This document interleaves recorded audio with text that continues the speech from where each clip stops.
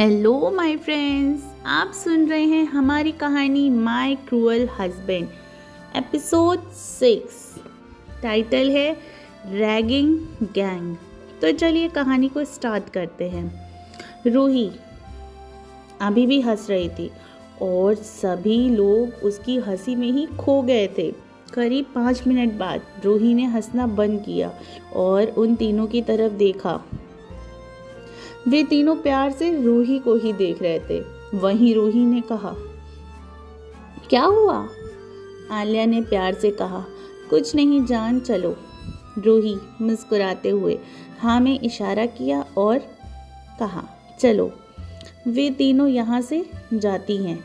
इससे पहले समीर ने कहा, मैं क्या करूँ? वह रैगिंग गैंग मेरे पीछे पड़ गई है और वह लोग तुम लोगों को भी नहीं छोड़ेंगे।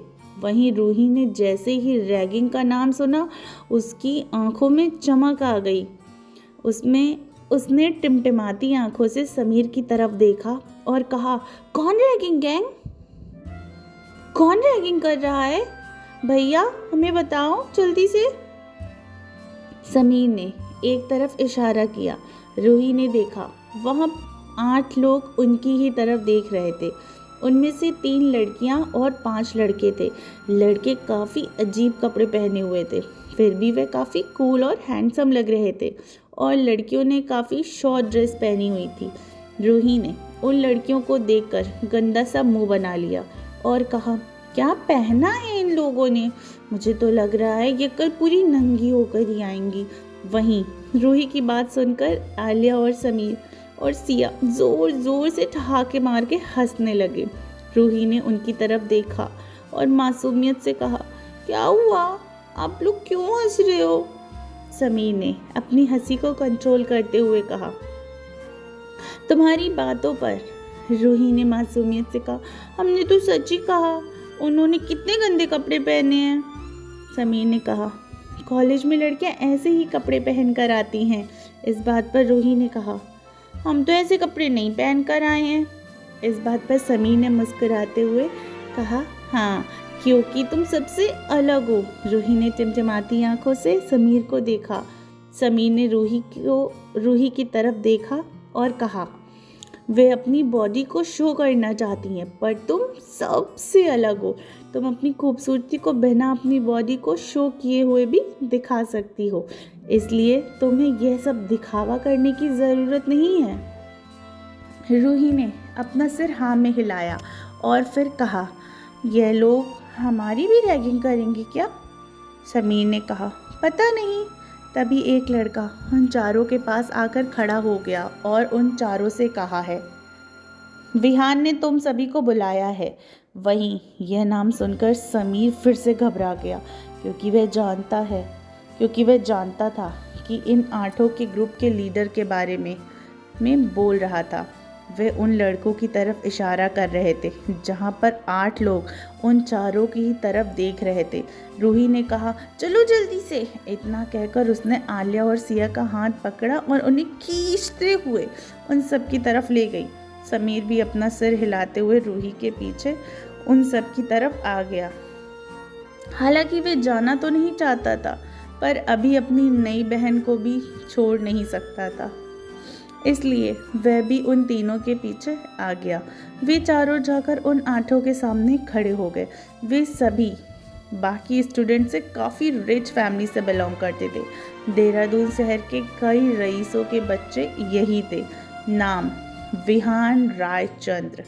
विहान के पापा इस कॉलेज के ट्रस्टी थे। इस वजह से विहान अपनी दादागिरी कॉलेज में चलाया करता था। वे लोग उनके सामने खड़े थे। तभी वह लड़का जो इन तीनों को बुलाने गया था, वह आगे आया और आकर बोला, आप ग्रुप के लीडर विहान से तो मिल ही चुके हैं, अब हम बाकियों का इंट्रोडक्शन देते हैं। अयान रस्तोगी, उम्र 19 साल। दीपक कश्यप, उम्र 19 साल। अभिमन्यु आहूजा, उम्र 19 साल। एंड निखिल मिश्रा, उम्र 19 साल। ये लड़के बहुत ही हैंडसम थे, बहुत ही ज़्यादा हैंडसम, और इनकी वजह से ही कॉलेज की सारी लड़कियां इनकी दीवानी थी। अयान और दीपक तो एक नंबर के लड़की बास टाइप के लड़के थे। वहीं अभिमन्यु डिसेंट लड़का था काफ़ी। वह इस ग्रुप का हिस्सा ज़रूर था, पर वह कभी भी किसी को परेशान नहीं करता था। वहीं विहान और निखिल इस ग्रुप के सबसे खतरनाक लड़के थे। वे दोनों दिन भर सबको बस तंग किया करते थे। वहीं उन तीनों लड़कियों के नाम आयशा, रिद्धिमा और निहारिका था। ये तीनों भी काफ़ी रिच फैमिली से बिलोंग करती थी। आयशा को छोड़कर बाकी की दोनों लड़कियां बहुत ही ज़्यादा घमंडी थी। वैसे तो आयशा भी घमंडी थी, पर इन दोनों से काफ़ी कम। यह दोनों कॉलेज की हर लड़कियों को नीचा दिखाने में कोई कसर नहीं छोड़ती थी और खुद को सबसे ज़्यादा खूबसूरत मानती थी। हालांकि आयशा मन ही मन विहान को बेहद पसंद करती थी और यह बात विहान भी जानता था, पर ऐसा दिखाता था जैसे उसे कुछ पता ही ना हो। आयशा ने कई बार विहान को प्रपोज करने की भी कोशिश की, पर विहान ने हर बार उसको इग्नोर कर दिया। वहीं निहारिका का भी अभिमन्यु पर क्रश था। वहाँ भी उसके गुस्से से, लेकिन वह भी उसके गुस्से से बहुत डरती थी। इस वजह से कभी भी उसे खुलकर कुछ कह नहीं पाती थी। वहीं रिद्धिमा और दीपक एक दूसरे को मन ही मन काफ़ी पसंद किया करते थे, लेकिन कभी भी खुलकर कुछ कह नहीं पाते थे। वहीं विहान और निखिल सामने खड़ी तीनों लड़कियों को देख रहे थे, खासकर वह बीच वाली लड़की जो कि दिखने में बेहद मासूम और बहुत ही क्यूट लग रही थी। वे उन तीनों की तरफ मासूमियत से देख रही थी। विहान और निखिल कार की बोनेट से सट के खड़े हुए थे और अयान और दीपक उनके साइड में खड़े हुए पेप्सी की कैन से पेप्सी को पी रहे थे। तभी निखिल अपने मोबाइल में कुछ कर रहा था और रिद्धिमा और निहारिका उन तीनों को घूर रही थी। कोई कुछ कहता उससे पहले रूही ने अपने दोनों हाथों से आलिया और सिया के हाथों को पकड़ा और उनकी तरफ देखते हुए मासूमियत से खड़े सभी लड़कों से कहा, भैया आपने हमें यहाँ क्यों बुलाया है?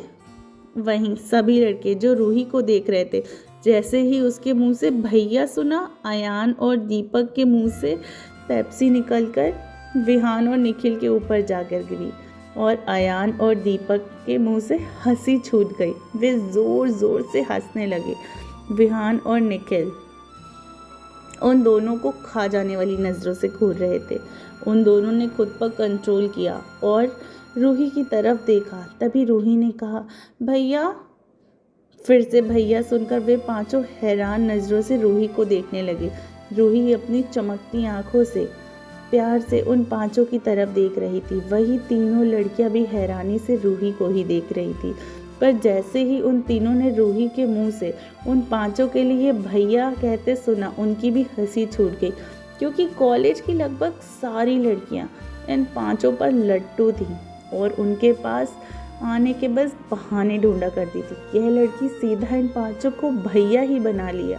यह सोचकर उन तीनों की भी जोर जोर से हंसी छूट गई। वे जैसे ही विहान को देखती वैसे ही देखकर बिल्कुल चुपचाप हो गई। विहान और निखिल खुद के कपड़ों को ठीक किए और कार के बोनेट से नीचे आकर रूही की तरफ देखा और कहा, क्या कहा तुमने? रूही ने फिर से मासूमियत से कहा, भैया आपने हमें यहाँ क्यों बुलाया? तीसरी बार भैया सुनने के बाद उन दोनों ने एक दूसरे की तरफ देखा और हाँ में इशारा किया, जैसे उन्हें अब जाकर ये यकीन हो गया कि उसने हमें भैया कहा। और तब निखिल ने पूछा, तुमने हमें भैया क्यों कहा? रूही ने कहा, क्योंकि आप हमसे बड़े हो और बड़ों को भैया कहना चाहिए। विहान ने इरिटेट आवाज़ में कहा, क्या तुम कॉलेज में भैया भाभी बनाने आई हो? रूही ने गुस्से में मुंह फुलाते हुए कहा, आपसे किसने कहा? हम कॉलेज एंजॉय करने आए हैं। हम हमेशा से कॉलेज का सपना देखते थे। आपको पता है, जब हम छोटे थे तब हम हमेशा सोचते थे कि जब हम कॉलेज में जाएंगे तो हम क्या कुछ नहीं करेंगे। इसलिए आज हम तो काफ़ी एक्साइटेड है। रूही नॉन स्टॉप बोले ही जा रही थी और उसकी बातें सुनकर सभी लोग हैरानी से रूही को ही देख रहे थे, क्योंकि कॉलेज में सभी लोग विहान और निखिल से काफ़ी डरते थे, खासकर विहान से। पर यह लड़की एक बार शुरू हो गई तो चुप होने का नाम ही नहीं ले रही थी। वहीं आलिया और सिया रूही को ऐसा करते देख लाचारगी से अपना सिर हिला रही थी, क्योंकि वह ये जानती थी कि रूही अगर एक बार बोलना स्टार्ट करती है तो वह राजधानी एक्सप्रेस की तरह बोलती ही जाती है, बोलती ही जाती है, बोलती ही जाती है। करीब 10 मिनट तक रूही ने अपने कॉलेज आने के सपने के बारे में सबको बताकर पका दिया बिल्कुल। अभिमन्यु और दीपक ने और बाकी सभी ने मिलकर विहान के एक्सप्रेशन को देखा और मन ही मन बेहद हंस रहे थे। वो सामने से तो हंसने की उनकी हिम्मत ही नहीं थी, फिर भी आखिर में उन्हें हंसी कंट्रोल नहीं हुई तो वह दोनों ज़ोर ज़ोर से हंसने लगे। उन दोनों को हंसता देखकर विहान और निखिल ने उन्हें घूर कर देखा। दोनों को इस तरह अचानक हंसता देख रूही ने मासूमियत से उन दोनों से कहा, लंबे बाल वाले भैया, फटी जीन्स वाले भैया। वहीं अपने लिए ऐसे नाम सुनकर उन दोनों ने अजीब नज़रों से रूही को देखा। उनके ऐसे नाम सुनकर विहान और निखिल खुद पर काबू न कर पाए और उनकी भी हंसी निकल गई।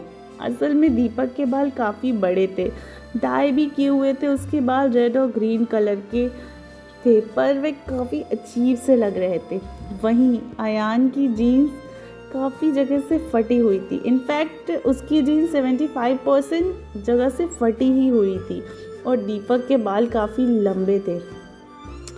भैया, लंबे बाल वाले भैया। तीनों लड़कियां हैरानी से रूही को देख रही थी, क्योंकि आज तक उनके ग्रुप से पंगा लेने की हिम्मत कॉलेज में किसी ने भी नहीं की थी।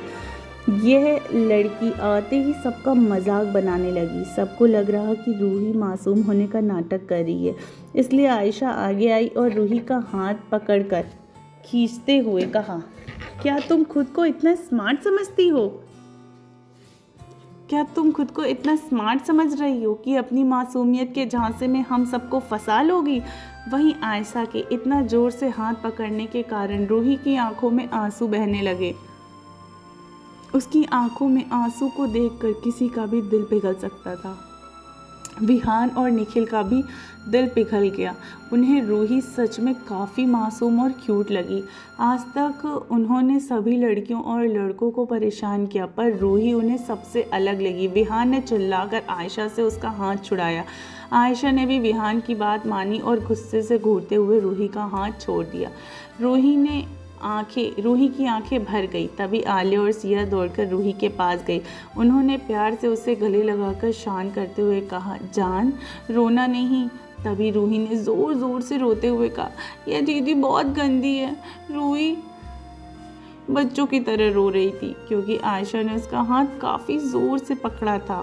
रूही मोम की गुड़िया की तरह थी। अगर कोई उसे धीरे से भी उसका हाथ पकड़ लेता तो पूरा हाथ लाल हो जाता था। काफ़ी देर तक आलिया और खुशी ने रूही को शांत कराया। रूही का रोना अब कम हुआ। उसने अपना सर उठाकर वापस से उन लोगों की तरफ देखा। उन लोगों ने रूही को चेहरा देखा। रूही का चेहरा पूरी तरीके से लाल हो गया था।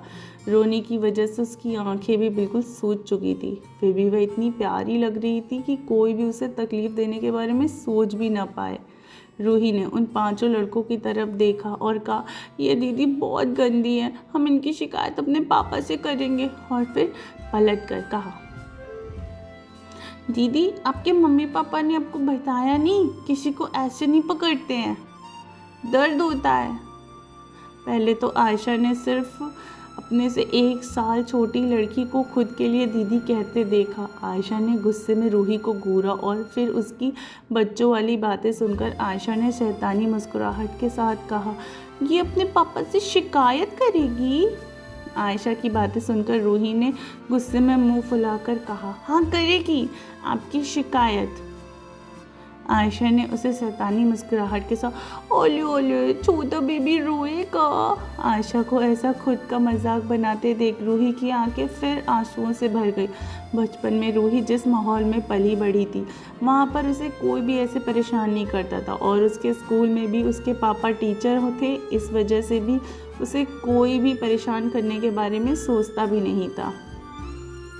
आलिया और जिया हमेशा से उसे प्रोटेक्ट करने के लिए उसके साथ रहती थी। रूही को फिर से रोता हुआ देख उन पांचों ने बिना कुछ सोचे समझे आगे बढ़कर रूही को अपने गले से लगा लिया और रूही नन्ही सी जान उन पांचों के गले लगी हुई थी। वह उन पांचों की हट्टी कट्टी बॉडी वाले लड़कों के बीच में थी। रूही ने रोते हुए कहा, भैया हमें छोड़िए, हमारा दम घुट जाएगा, हम नहीं बचेंगे। रूही ने इतने सारे नए भैया को देखकर समीर का तो मुंह ही लटक गया था और वह भी जाकर उन पांचों के गले लग गया। तो फ्रेंड्स, कैसे लगी हमारी कहानी? रूही कॉलेज में जाते ही बॉयफ्रेंड की जगह अपने 6 भैया बना चुकी है।